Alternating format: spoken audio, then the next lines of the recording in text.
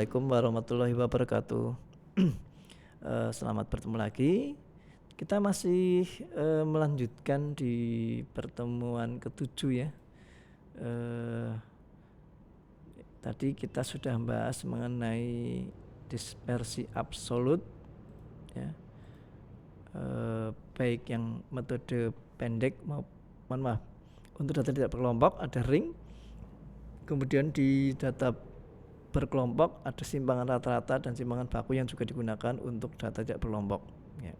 Kemudian absolut ini seperti saya sampaikan di pertemuan awal bab dispersi ini kita hanya mengukur sekelompok data tanpa ada membandingkan. Jadi ya data pertama ya sudah kita hitung berapa suatu data, sekelompok data, misalnya menghitung rata-rata di suatu masyarakat Surakarta ya sudah ya, ternyata rata-rata pendapatan Surakarta ya, misalnya dimisalkan 3 juta per bulan ya, dengan dispersi misalnya simpangan bakunya adalah 500.000 misalnya, atau dengan simpangan bakunya 1 juta misalnya.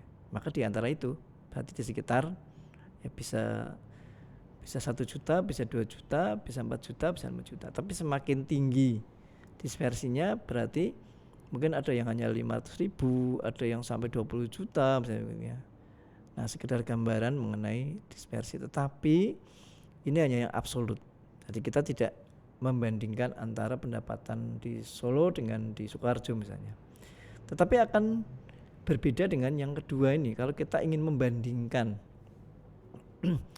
bagaimana rata-rata dan tingkat penyebaran, tingkat variasi data dari pendapatan masyarakat Solo dengan masyarakat Boyolali dengan masyarakat Klaten dengan Sukoharjo misalnya ya, maka itu menjadi bagian dari pembahasan dispersi relatif ya. Ada 2 rumus di sini, yaitu koefisien variasi dan nilai standar ya. Ini dispersi relatif ada 2 ini ya, koefisien variasi dan nilai standar. Nah, kita lihat yang pertama terlebih dahulu, yaitu koefisien variasi ya, atau KV ya. KV rumusnya adalah S kecil ya, S kecil adalah standar deviasi ya, kemudian dibagi dengan X bar.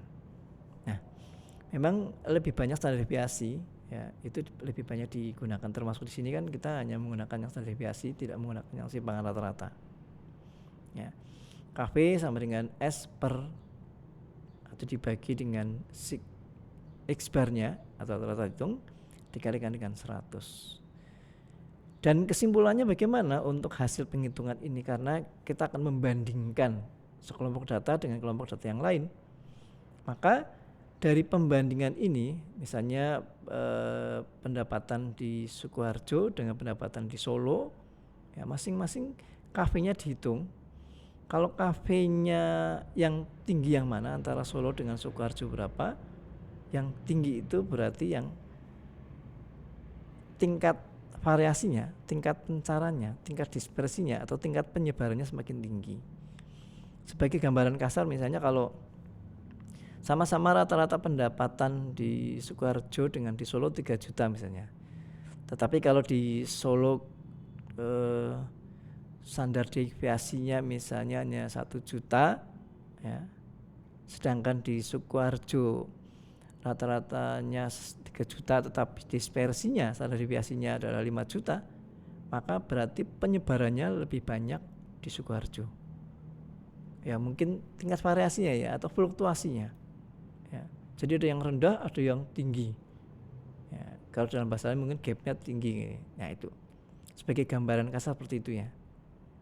Tapi beda lagi kalau kemudian ternyata yang 5 juta di Solo sementara standar deviasinya, sementara yang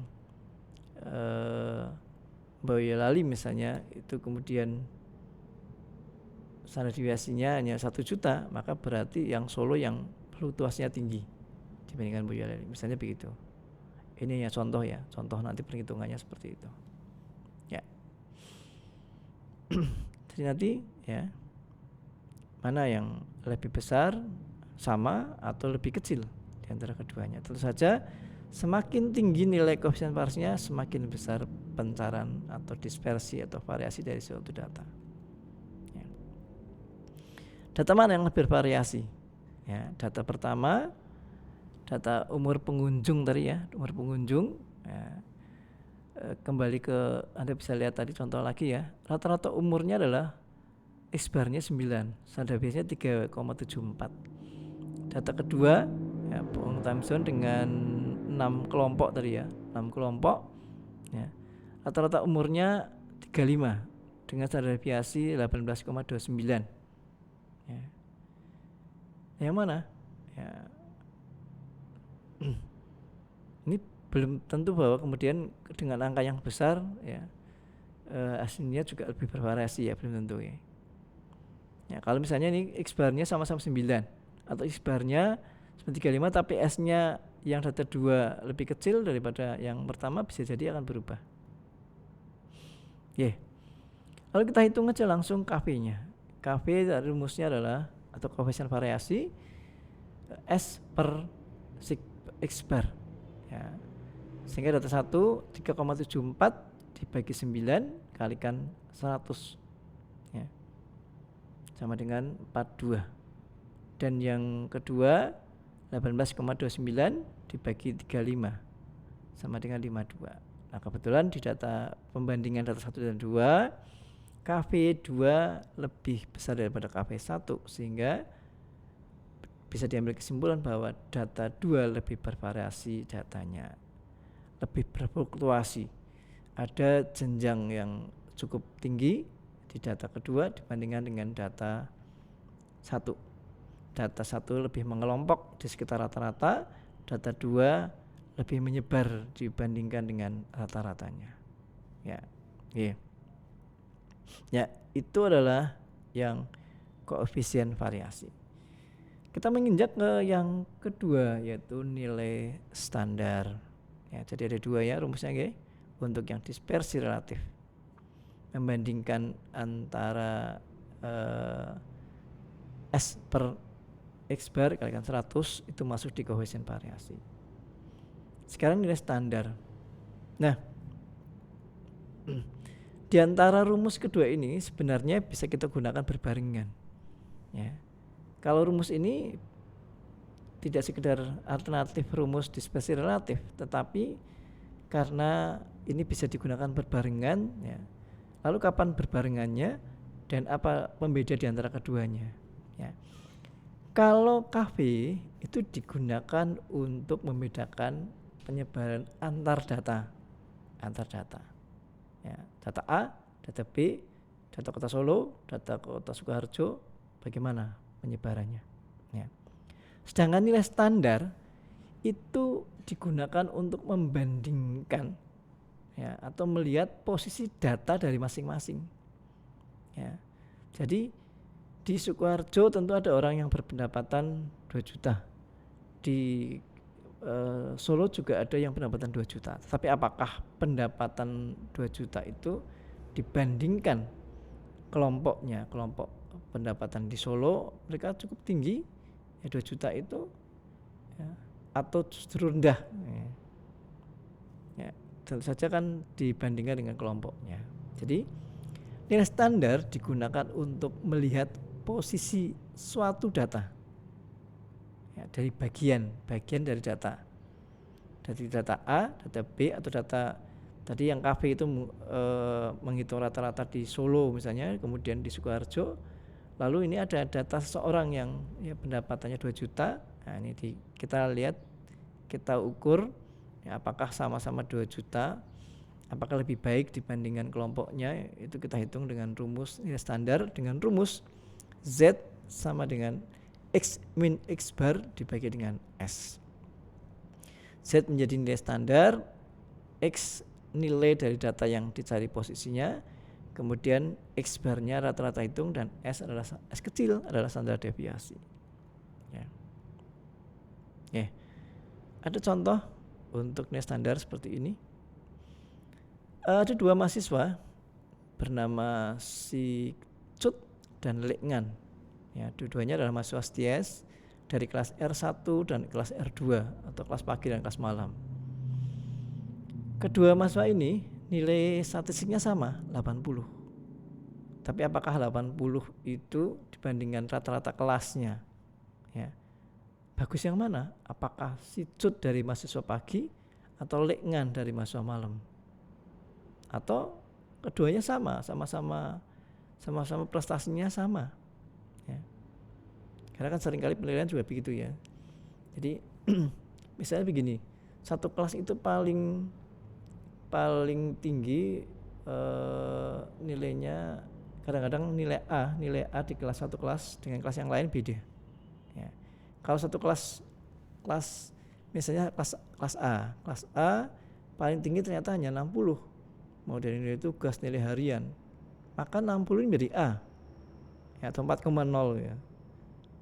Jadi kalau ini skala 100 ya, 80. Tapi kalau misalnya contoh dengan skala 5, 1 sampai dengan 4 seperti IPK, IP, indeks prestasi, ya, gambarnya seperti itu. Kalau kelas A tadi yang paling tinggi 60, seseorang dapat 60 dan dia paling tinggi, maka itu menjadi A. Tapi di kelas yang lain, ya, ternyata 80 paling tinggi, maka 80 atau bahkan 100. Nah, itu 100 menjadi A. Nah, kalau di kelas yang pertama 60 jadi A, maka yang nilai 50 mesti jadi B gitu ya. Jadi B karena yang A-nya hanya 60. Tetapi di kelas yang lain, tadi kalau kemudian A-nya adalah 100, maka 50 ya malah D. Ya, C pun enggak dapat. Katakan 50 per 100 kalikan 4. Kalau yang tadi 50 per 60 kalikan 4. Ya. Sehingga ini memang benar harus dihitung apakah posisinya sama atau tidak, ya, prestasi atau kepandaian keduanya. Ya, ini diketahui rata-ratanya adalah 75 untuk kelas pagi, kelas malam 70. Standar HWS-nya adalah sama-sama 10. Ya, kita lihat dengan rumus standar, ya. Maka nilai standar dari keduanya adalah nilai standar, rumusnya tadi rata-rata dikurangi dengan nilai dikurangi dengan X barnya lalu dibagi dengan standar deviasi. Karena nilainya 80 ya, sama-sama 80, sedangkan rata-rata kelasnya di kelas pagi R1 75, standar deviasi 10, sedangkan kelas malam X barnya 70. Tinggal kita masukkan yang Z untuk si cut 80 min 75 dibagi 10 ketemu 0,5. Sedangkan di kelas R2 ya, si lekngan dia ternyata Z-nya adalah 1. Nah, 1 dengan setengah kan tinggi 1 ya. Nah, berarti nilai standar lekngan lebih tinggi dari si cut. Maka posisi lekngan adalah lebih baik daripada si cut. Ya, gambarnya tadi sama-sama dapat A. Tapi sebenarnya nilai aslinya adalah dia 60, sementara satunya adalah 100. Itu kan sebenarnya kan soalnya kan sama biasanya kan. Ya, paralel itu ternyata kelas yang berbeda dia paling tinggi 100. Maka yang lain kan 50 jadi yang 80 ya tetap B, yang 60 jadi C. Tapi yang satunya tadi karena paling tinggi 60-nya A. Yang dapat 40 yang 40 per 60 kalikan 4 sudah 3, itu sudah 2,5 ya, sudah ya, mendekati C, di atas C mendekati B. Nah ini okay. Ya ya itu tadi ya. Jadi kalau yang ini tadi yang bedanya di antara keduanya ini justru bisa berdampingan. Karena kalau koefisien variasi itu membandingkan antar kelompok data, kalau nilai standar membandingkan antar anggota dari masing-masing kelompok. Ya, dibandingkan. Ya. Dengan rumus seperti itu. Oke. Mudah-mudahan bisa dipahami yang ini ya. Nah, sebagai akhir maka seperti biasa ya, saya berikan latihan ini. Ada nilai ujian statistik kelas A dan kelas B dengan jumlah mahasiswa, rentang nilainya atau kelompok kelasnya sama ya. Anda kami minta untuk menghitung simpangan baku standar deviasi dari kedua kelas. Kemudian yang kedua, lebih bervariasi mana? Kelas A atau kelas B? Maka nomor 2 itu menghitung KV, ya, koefisien variasi. Sedangkan nomor 3, ya, Badu dari kelas A mendapat nilai 80 dan Bejo juga mendapat nilai 80 dari kelas B. Lebih tinggi mana nilai 80 dari Bejo atau dari Badu? Ya, ya karena rata-ratanya kan, ya. Nah ini. Yang nomor 3 itu saja menggunakan tadi nilai standar. Ya. Oke. Saya pikir cukup itu mengenai dispersi, ya.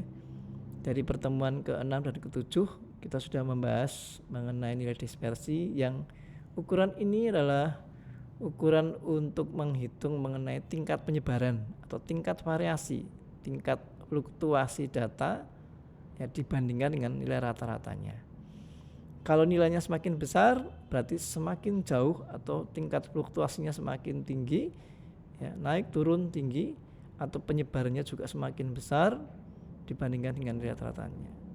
Demikian juga kalau semakin kecil, tentu saja nilai penyebarannya, nilai variasinya, nilai fluktuasinya semakin kecil, ya, dari rata-ratanya. Kalau kemudian nilainya 0, maka tidak bervariasi. Sama semua datanya itu, tidak ada pembeda, tidak ada dispersi, tidak ada penyebaran, ya, semuanya mengelompok, bahkan mengelompoknya hanya satu nilai, maka tidak ada dispersinya. Oke, ya itu yang bisa saya sampaikan di pertemuan ke-7, ya. Dan untuk pembahasan dispersi ini ada 2 pertemuan ke-6 dan pertemuan ke-7. Oke, terima kasih sampai di sini, ya. Sekian, assalamualaikum warahmatullahi wabarakatuh.